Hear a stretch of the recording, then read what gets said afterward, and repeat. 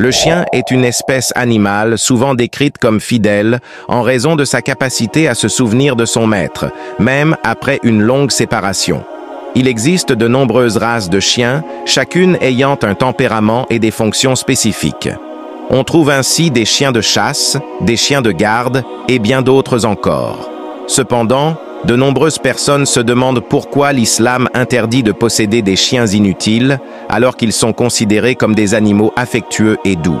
D'après Ibn Omar, qu'Allah l'agrée, il dit « J'ai entendu le messager d'Allah, paix et bénédiction soient sur lui, dire « Quiconque possède un chien, à l'exception d'un chien de chasse, de bétail ou de culture, perdra de ses récompenses chaque jour 2 kirats. » Kirats, c'est-à-dire un paquet de ses récompenses, seront prélevés.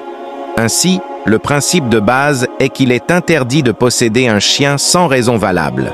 Les savants sont unanimes sur le fait qu'il est interdit de posséder un chien par simple plaisir ou pour se vanter. En revanche, il est permis unanimement de posséder un chien pour la garde du bétail, de la chasse ou de la culture.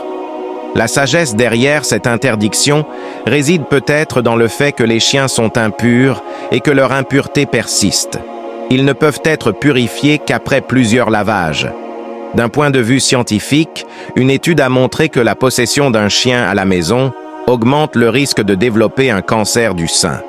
En effet, 80% des femmes atteintes de cancer du sein interrogées dans cette étude possédaient un chien et étaient en contact étroit avec lui. Cette étude a également révélé une grande similitude entre le cancer du sein chez les chiens et chez les humains, et a mis en évidence un virus pouvant infecter à la fois les chiens et les humains, et qui pourrait être à l'origine de ces cancers. Les dommages causés par le contact avec les chiens sont donc considérables. Les scientifiques ont découvert de nombreuses bactéries et virus dans la salive, le sang et les poils des chiens.